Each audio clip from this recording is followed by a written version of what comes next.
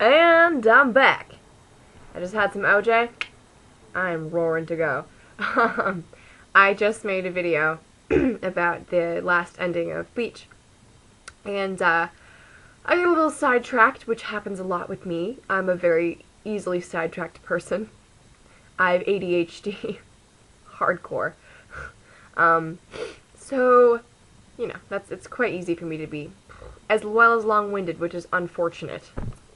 Unfortunate, actually, how long-winded I can be. Unintentionally, of course. I'm not like, I'm going to be consciously long-winded. But it's 4:47 in the morning. I'm creeping up on 5 o'clock. And I'm pretty stoked.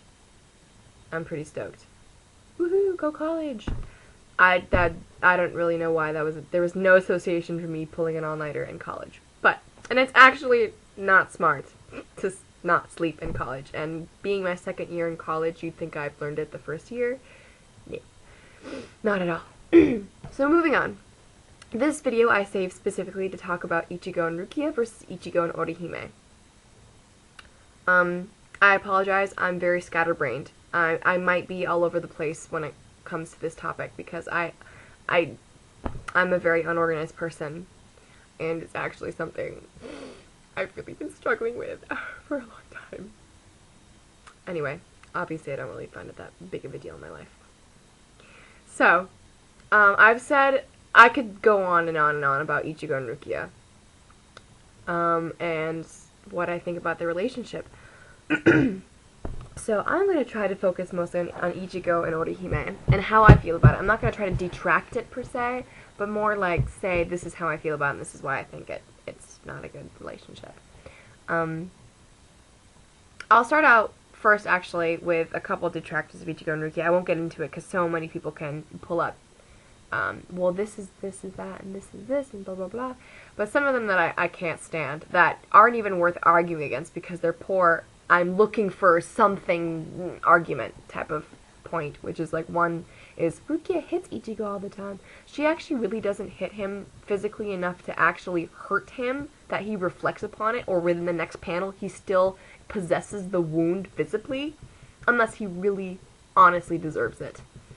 Because honestly, like, for an example, when she shows up all sparkling, she's just like, hello, I'm sorry I'm so late, everyone. And they're like, that's fine. And she's like, Ichigo, can I talk to you? And he's like, you can talk to me in the open. And then she hits him and drags him off. Well, obviously he's fine. He's back up on his feet. He's not showing any signs of pain. And the next panel, he's fine. It's supposed to be a comedic thing.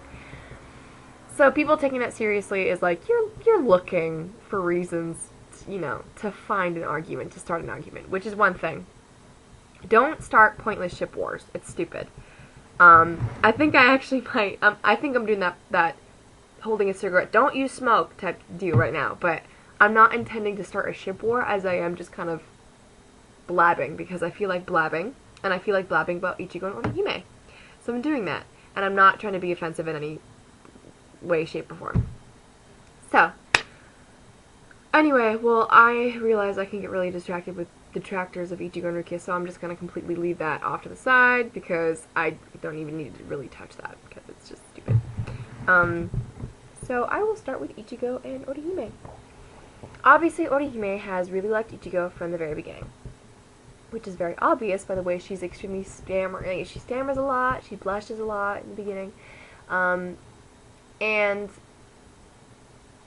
I really liked Orihime very much, and I'm starting to like her again.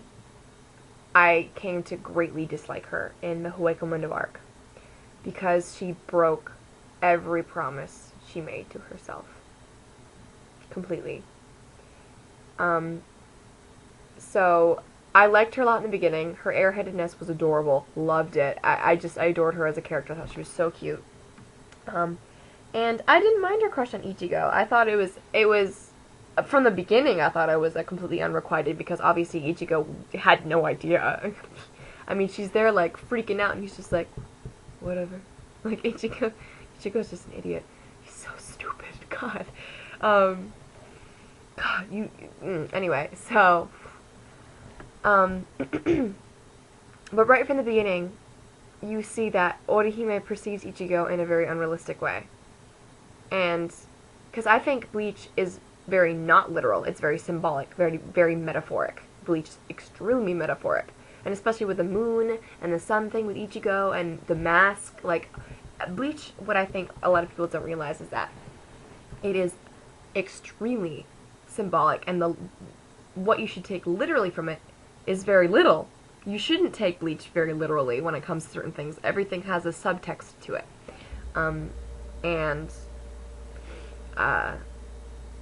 That, it may not have been that deep.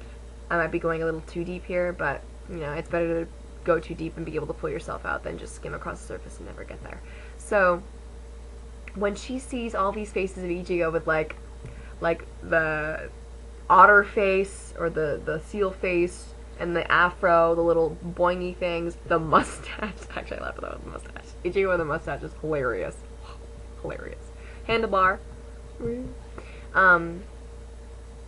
That alone right there says that the way she perceives Ichigo is unrealistic. It's not something that a normal person would see. And Orihime is she's not a very normal person to begin with. But in the beginning, her affection for Ichigo was healthy. It drove her to move forward for a little while, but not for very long. In the Soul Society arc, she was driven by her affection for Ichigo, to do the best she could, which is a good thing, obviously. But oh my god, in the Soul Society arc, I fell in love with Ishida and Orihime. God, they're so adorable. It's painful. It's so painful how cute they are. Anyway, okay, moving on. I'm not gonna get into, like, other couples really until I get to the last arc. So, that was when it was okay. And even then, though, she always reflects on Ichigo being a prince. Like, she's healing, I think she's healing Jidanbo. And she's reflecting on what Ichigo did when he was fighting Jidanbo, I think. I don't think it's when he was fighting off Gin. It's when he was fighting Jidanbo, and you see him in this really ridiculous, puffy prince outfit. And so, it's cute and funny, like, oh, Orihime. It's also, he's not a prince at all, actually. He's very brash. He's very, like, impulsive. He's very rude. I mean, he's not rude to people who actually deserve respect, but he's not very attentive to what he says to people, obviously. And, he's a very straightforward person, very hard-headed, not prince-like. Prince-like is extremely charming. Or the quintessential prince is charming. It has a lot of etiquette. Ichigo is not charming. Ichigo has no etiquette. He's not a very dainty person. So, she perceives him in such a way, and it's not realistic. And as it progresses, further and further, the love that she has for Ichigo develops in a very negative way. And what I mean by that is, she wants to get stronger. She says it herself. I'm not saying this for her. She says, I want to get stronger. She goes to Urahara, and then Rukia helps train her. She wants to be able to fight for herself. And such is also very apparent. That had nothing to do, or her want to fight, or protect herself, or defend her friends, has stemmed from the death of her brother. You know, she couldn't protect herself when her hair was cut, and then Tatsuki stepped up to protect her. And when the first Hollow protected her, when the first Hollow attacked her and she protected Tatsuki, that was, I think, one of the strongest moments that Orihime has ever depicted in the entire book. Was when Tatsuki, her one protector from that, because Ichigo was not her protector at this point. He still technically isn't, honestly. He protects everyone. He's not her designated protector. Tatsuki was, and is, basically, as much as Orihime doesn't really realize that anymore. But she fell. Tatsuki, her one fighter, her one knight, her one dragon, is actually depicted in the little corner. When you see Taite Kubo's little drawings in the corner, you see the dragon before the princess, and then a couple pages later you see the dragon fallen, and the princess has her arms up in front to defend the dragon, which I thought was I was like, oh yeah, go Orihime! I was so excited for her. And that was pure, good, equal friendship, is what it was. Tatsuki is her equal. And Orihime is equal to Tatsuki. Tatsuki does not think any lower of Orihime. She does not think Orihime is weak. She just defends her because she happens not to be strong in that area physically. But she knows she doesn't see Orihime any lower than her in any way. And I don't think Ichigo consciously sees anyone lower than him, but the way he thinks is, I have more power than them. I need to protect them, which is not good. So as it develops, Orihime starts thinking, I just have to hold out till Kurosaki-kun gets here. And that's not good for a girl who's trying to become powerful, for a girl who's trying to be strong by herself. It shouldn't be, I'll just hold out till he gets here, he can save us. Not only does that put so much pressure on Ichigo to be able to, I have to live up to that, but it doesn't at all encourage her to stand up on her own and be like, he might not be here, so I need to hold my ground. And I mean, a lot of people argue, well, Orihime is not that type of person. Well, she wants to be that type of person, and that's what matters, is what Orihime wants. You can't decide those things for her. You have to go with how she feels, what she wants. And she wants to be able to be strong. She wants to be able to depend on herself. But, and this is, I'm not saying this as an opinion. She says it herself when Ichigo's training with the Vizards. She says, I want to be able to stand beside him and not have to look at his back anymore. I want to be able to fight alongside him. She says that herself, so you cannot deny that that's what she wants, because it is. And she trains with Rukia, which I was so happy about. I do. I am not saying this, I'm saying this for, to look like a good person. No, I love Orihime's and Rukia's relationship. I think it is so cute and so palpable and so I love it. I don't know. I really wanted Rukia to make that connection because Rukia is very tomboyish, and Rukia is she's very delicate, Rukia, and she's very refined, but she's not in touch with the cutesy, bubbly, happy side of things that Orihime is. And I think Rukia really appreciates that in Orihime, and is that she's innocent. Orihime is completely innocent, and I think Rukia wants to protect that, and I think that's, oh god, that's so cute to me.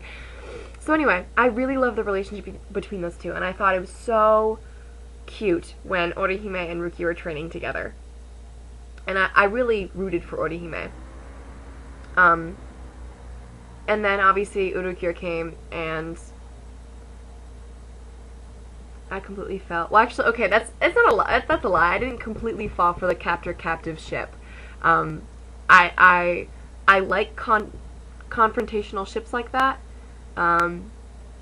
Like the forbidden love. I love stuff like that. I think that a conflict always makes it interesting to me, and that's why Ichigo and Rukia are interesting to me, because they actually butt heads a lot. They understand each other more than anyone, but they butt heads a lot because they're so hard-headed and they're both very stubborn. It creates conflict, and especially since Rukia is from the Soul Society originally and Ichigo's from the human world originally, so it creates a sort of conflict. Even though in the recent chapters it was said that Shinigami and humans have children all the time. What? Anyway, I'm moving on, sorry. So, oh god, I'm sorry, those are spoilers. Well, I guess people who are watching this expect spoilers. So, oh my god, this is such a long video, I'm so sorry. Well, it's gonna be a long video anyway, so might as well just keep going. So, she's taken, and she's given the opportunity to say goodbye to one person.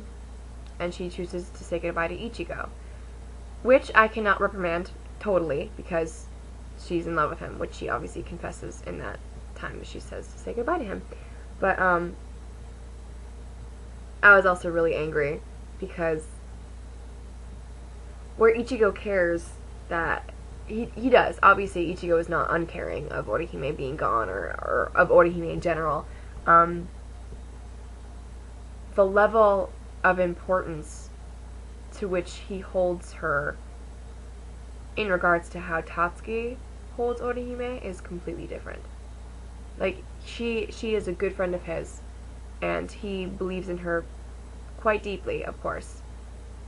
But Tatsuki, Orihime is her everything. And I don't mean that like, oh, she's a lesbian. That's not what I mean. But Orihime, it's just, obviously, she's the most important person to her. because she's you don't ever touch on her family. I mean, she has a mom. I don't think she has any siblings though. If she does, then I don't know, but she is. So I was kind of like, you're not saying goodbye to the one person who would do anything for you, like. But then again, you know, whatever. What's past is past. I'm not gonna elaborate on that because honestly, like, a lot of people who are in love with someone would say goodbye to that someone if they only have one person to say goodbye to. So I'm not going to reprimand her on that. I will not also reprimand her on the speech. I'm not that type of person just to be like, yeah, it was an awful speech because I'm insecure with my ship and I feel the need to attack it. No, I thought her speech was really sweet. Her love for 5 lifetimes speech. But what I thought was very significant at that speech is that she said, I want to live 5 lifetimes. I want to be 5 different things. And I would fall in love with the same person 5 times. And love isn't about that, in my opinion. Love is about, it's not about loving someone for as long as you can. It's loving someone for as long as you got. It's loving someone for as long as you do have.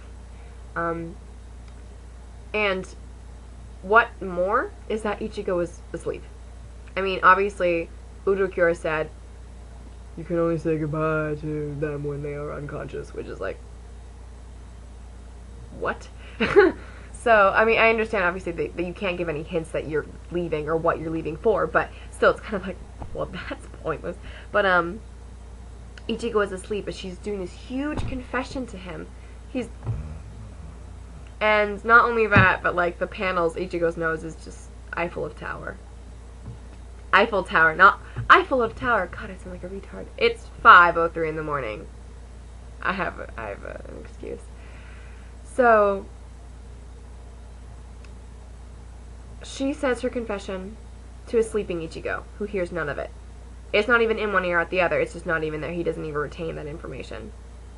And she tries to kiss him, and he's totally open to be kissed. Like, there's absolutely nothing holding her back. So why doesn't she kiss him? She says, I can't do it. I can't. She's crying, I can't do it. Why can't you do it, Orihime? Why can't you kiss him? What's holding you back?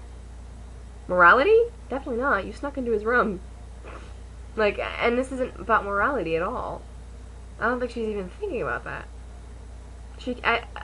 This is what I think. She can't kiss him, despite the fact that there are no physical restraints on her, or anything, and no emotional restraints. She's telling him exactly how she feels, like right now, right there. It's because she knows she shouldn't. It's not her place to do that. It's not. So, anyway, Orihime goes to Hoikamundo, and this is where my hatred for her began to I don't know, bud, I guess you could say, and grow a lot. Because Orihime made many promises to herself, and 2 of which are very important. One was to protect her friends and to not be the one who was protected, which I hold as like one sole promise, and to destroy the Hogyoku, or at least try to. She did not even attempt to try to destroy the Hogyoku. Not that exactly she had any actually, no, she had several opportunities to try to, but I mean, she didn't try to at all. And protecting her friends didn't really happen on her own. It didn't really happen in general, but it definitely didn't happen on her own accord. She had to be encouraged every time to do it. I'm just going to skip right to the Grimjaw fight, which I'm going to say right now. If I was Orihime, I'd just say, I'd feel pissed if I was Orihime and I suddenly heard the guy whom I love for 5 lifetimes fighting saying, I'm here to save Orihime, and then the guy he's fighting saying, no you're not, you're here to fight me. And then him saying, yeah, I guess you're right, I am here to fight you, but I'd be like, whoa, whoa, whoa, hold the phone. Hold the phone. Excuse, did I hear you right? You're not even here to come save me? You're here to fight this dude? What? Oh, and need I remind you guys, he's there to fight Grimjaw. Why? What did Grimjaw do? What makes Grimjaw so different than everyone else? Well, he punched a hole in Rukia's stomach. Yeah, that's one thing. And Ichigo distinctly said that night, I didn't win when Grimjaw left. I couldn't protect anyone.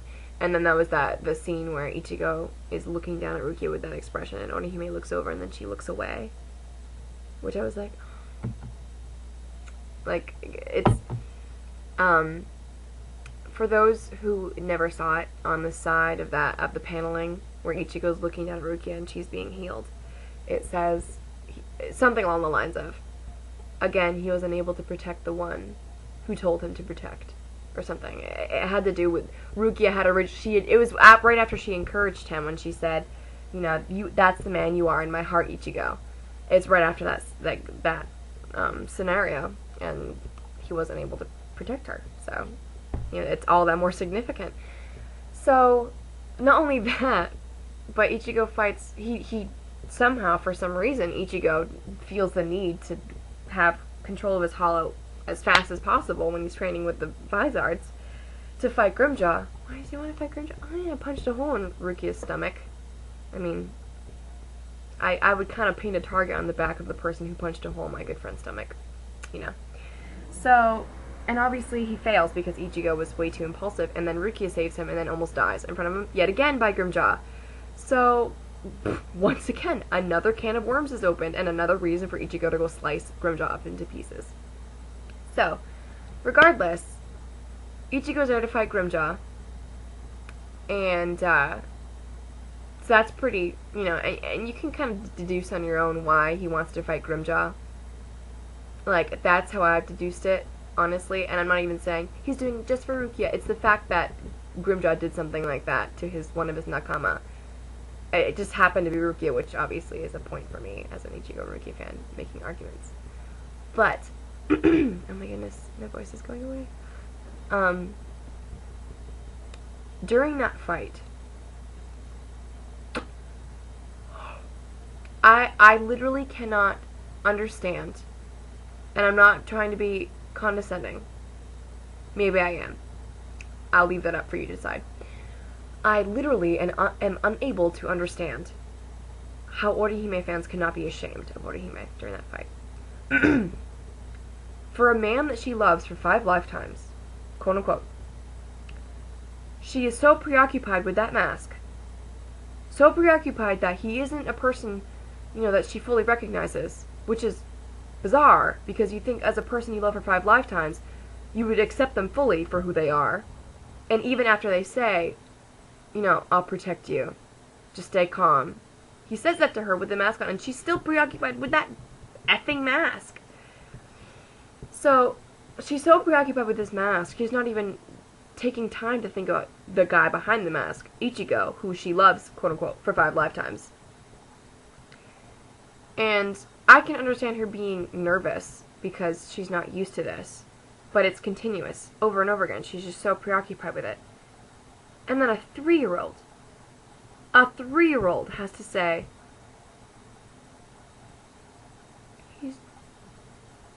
he's fighting for you. You should say something for him. Okay, honestly, say something. Come on now, he is fighting for you. You can't just, he attacked Urukyoran in a rage when he heard that, that he had brought you here and you didn't betray us, which he thought that you did. Oh, really quickly about that too. I am not going to detract the when Ichigo attacked Urukyoran, because I can completely understand me. I'd be so pissed if I learned that some guy took one of my friends to this area and everyone else was like, oh, they're a traitor. I'd be like, oh my god, it was you! You're the reason this is happening! So, I got really hot with that one. Whew. Blood to the face. Anyway, so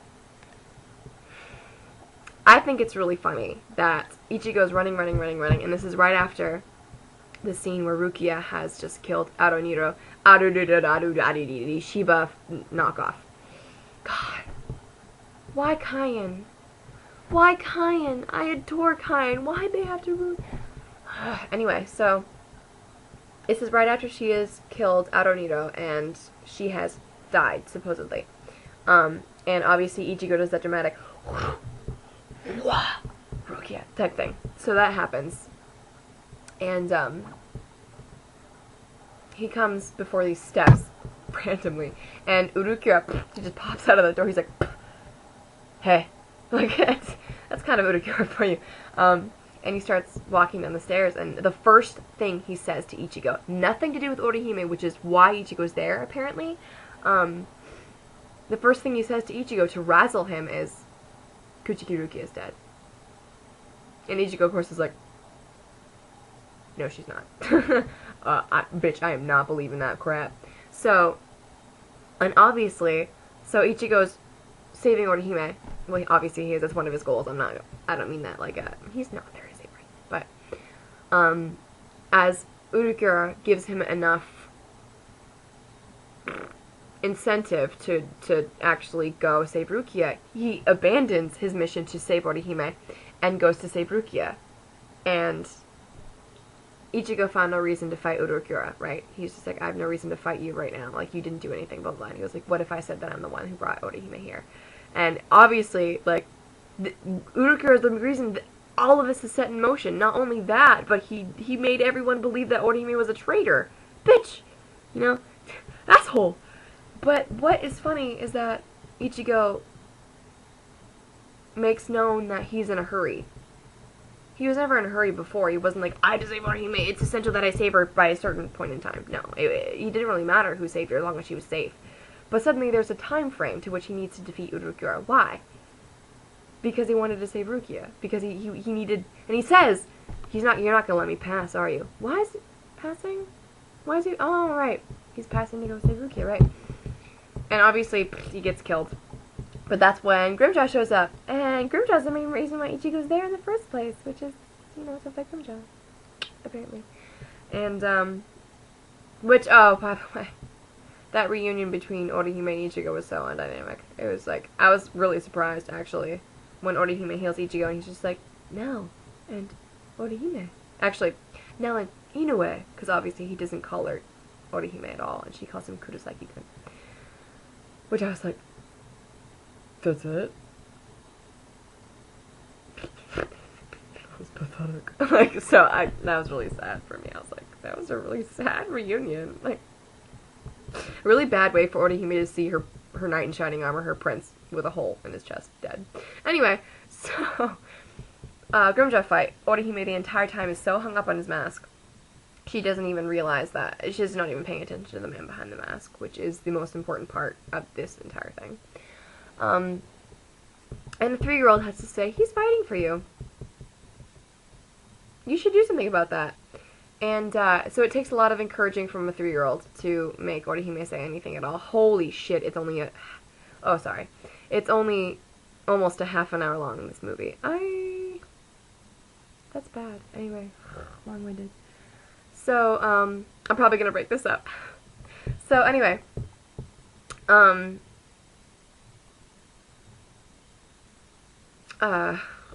yes, okay, so, she needs encouragement from a 3-year-old to,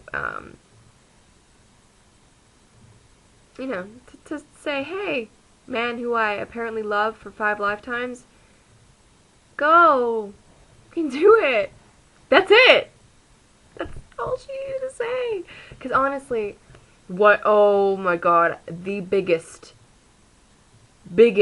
thing for me was when Grimjaw shoots those little projectiles from his elbow, and Ichigo sees that they're going straight towards Orihime, and knows that she will be able to shield against it. She's not strong enough. And I don't mean that in like Orihime is not strong. I'm just saying she's not strong enough against those attacks, so Ichigo knows it. It's, he has to block them, and he blocks them with his body. He doesn't even block him with his sword. He literally blocks him with his body.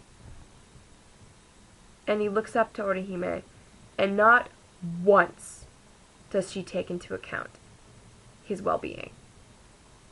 Not once does she say, oh my god, is he okay? Oh my god, he just blocked us with his body. Is he gonna be alright? Oh my god. Like, not once. They connect eyes. And the thing that you see when it's displayed in her face when they, make eye contact is, I'm frightened of him.